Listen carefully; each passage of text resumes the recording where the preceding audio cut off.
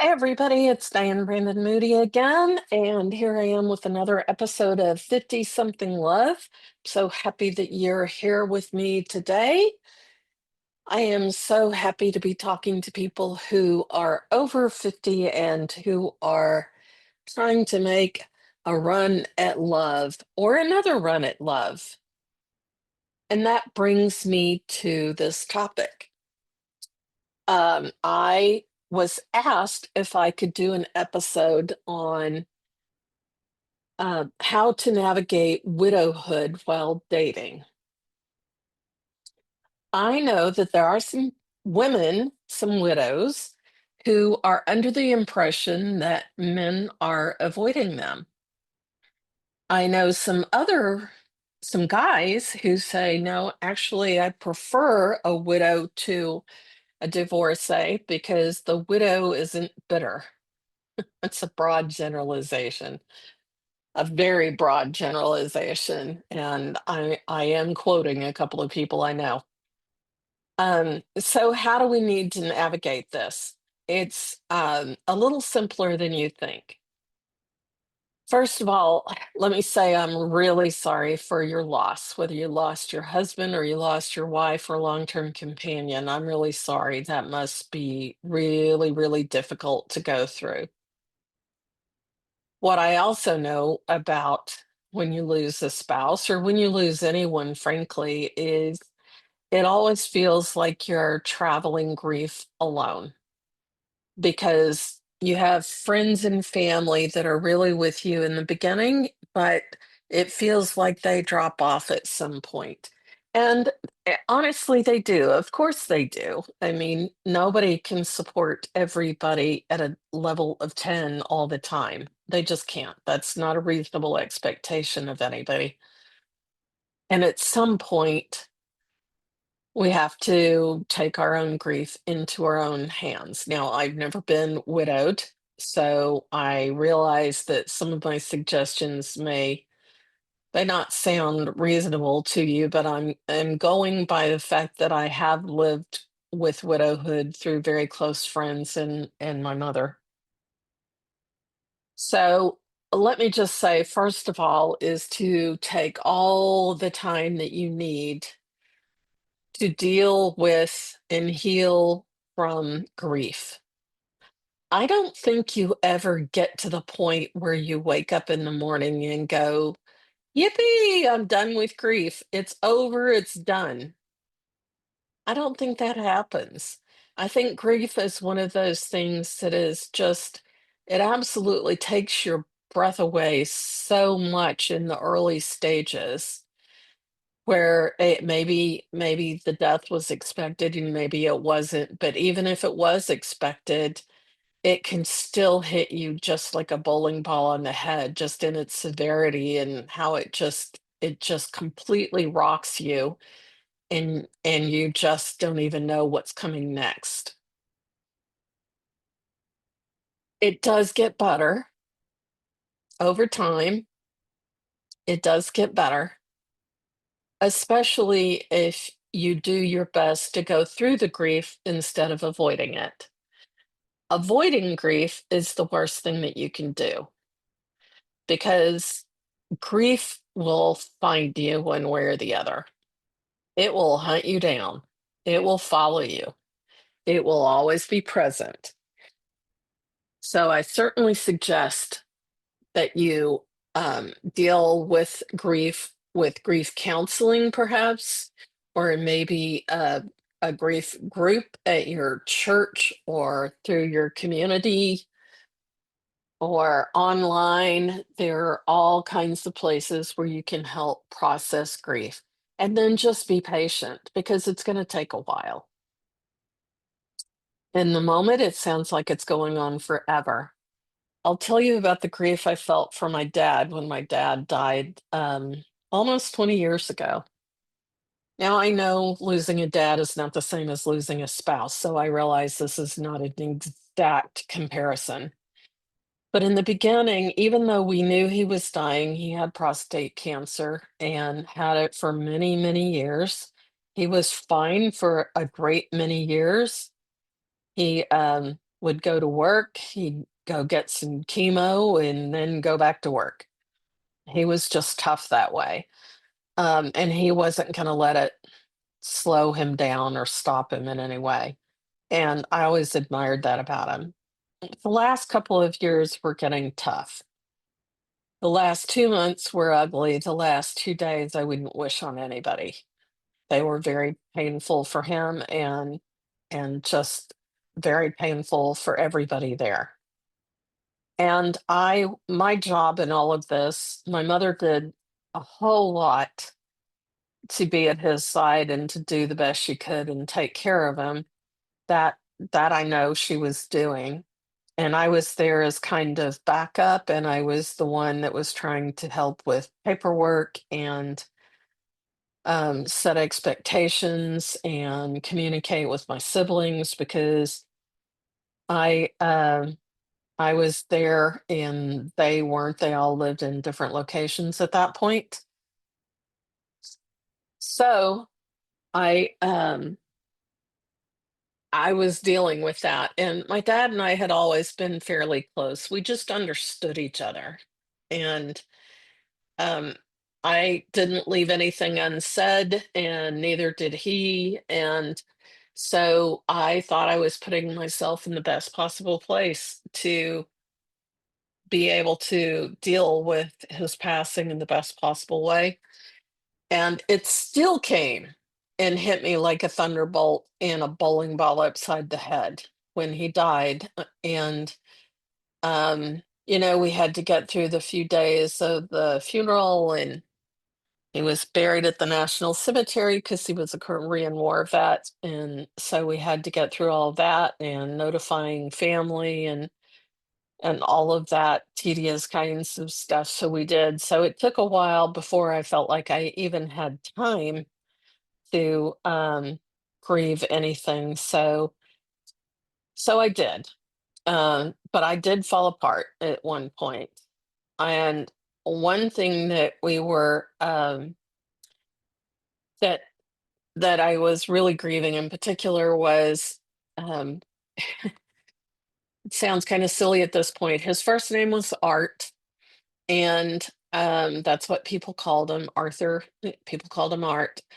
And he used to joke around saying that the church song, How Great Thou Art, was about him. And it was always such a dad joke where I'd just roll my eyes and just, oh, Jesus, Dad, bad. And we'd laugh because that's just the way it was with him. Most of the time, humor was like an eye roll from one of us. But it took me a year and a half before I could hear How Great Thou Art, that song, without bursting into tears. Or at Thanksgiving, I was bursting into tears because the job that dad and I always had was I did most of the cooking for Thanksgiving. My mother didn't enjoy cooking and I did, and dad would do the turkey. I never really understood how to make turkey that well, but that was what we would do. And the first Thanksgiving when he wasn't there just killed me. I mean, killed me. I just sat in a restaurant and cried. It took me forever to cry, but I cried in the restaurant. It took me a long time. It was a year and a half before I could talk about him without crying. And this was my dad, not my spouse. So you have to give yourself a lot of leeway, give yourself a lot of grace. And if people aren't calling you asking how you are, then you call them and tell them you're not okay. I know I know we'd like to be in the position for people to call us. That feels good when they do it. But if you need help, you need to call them and say, hey, can we go have coffee? I just need company, or I need some emotional support, or whatever it is. You can do that. It's perfectly fine to do that. So the first comment I had about dating and being widowed is that do your best to deal with it. And when you can talk about your spouse, your deceased spouse, and you can tell a joke about them, or you can laugh about things, and you can recount the last days without necessarily bursting into tears. You may be ready to date again. I say maybe. You think you might. What I don't want you doing, and please, dear God, do not do this because other people are involved and it's not fair. Please don't try to date to be distracted. Please don't start online conversations with people you don't know who end up being scammers because they'll talk to you forever. But, um, you know, because you're wanting to talk to somebody, and so you think you're talking to these people, and it turns out that they're not who they say they are. But please don't use other people as your distraction. That's just not cool. It's not fair to them. So I would definitely not do that. That being said, you can also continue with grief support groups. You could have coffee with somebody from there because they're going to automatically know your story. The third thing that I think is important to note when you're a widow, is especially if you had a good marriage, is that your next relationship is not going to be the same as your pristine memories of a relationship where the person isn't even there anymore. Because it would be typical of people to remember everything so fondly that it's just this rainbow colored memory, and it's one dimensional, and he was so good to me and he was so perfect, and you'll never find somebody like that again. Because if you have that belief, it will indeed be true. And you don't have to get married to the person who doesn't treat you well. You don't need to do that, but it's going to be different strictly because the person is different. It will be different. This new guy, and I keep talking in terms of widows rather than widowers, but you can take what I'm saying and apply it. But this new person may not find the same jokes funny. They may not get misty-eyed at the same movies. They may not be as good a handyman as the deceased husband. They may not be as good of a support listener as the deceased husband, but maybe they have a far better sense of humor. And you're just not willing to look at that yet because you're still hanging out with the other one.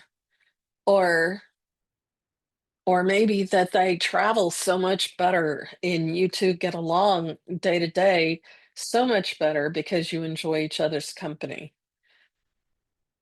It doesn't mean that the new person will not be someone you don't want to be around because, good Lord, don't be around them if you don't want to. But you do need to realize it's going to be different. And there's just no way around that. It will be. So don't have unreasonable expectations about what the next person is going to be like.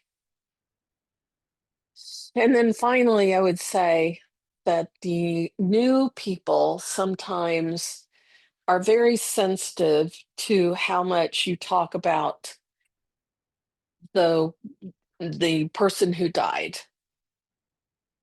I don't think there's a reason to feel in competition with the person who died. A lot of men do. I don't think you need to do that. I mean, he's alive, the other one isn't. You won.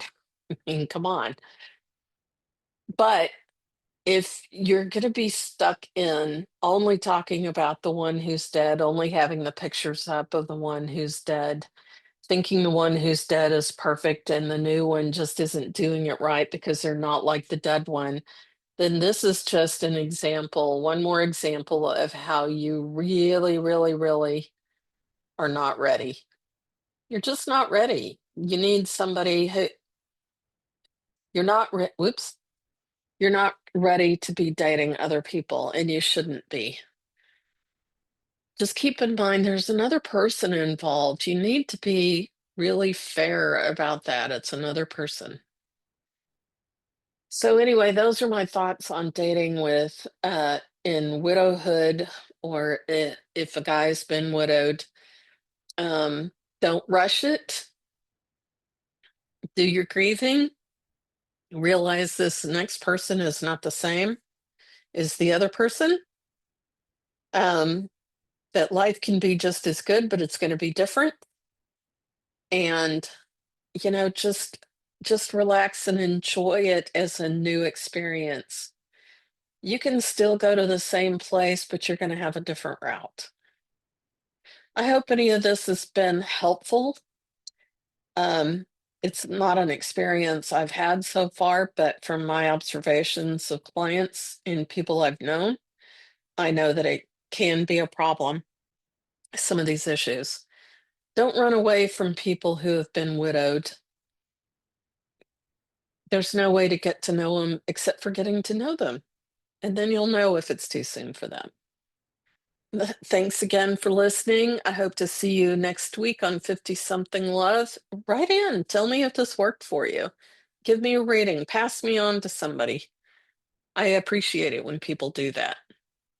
See you next time.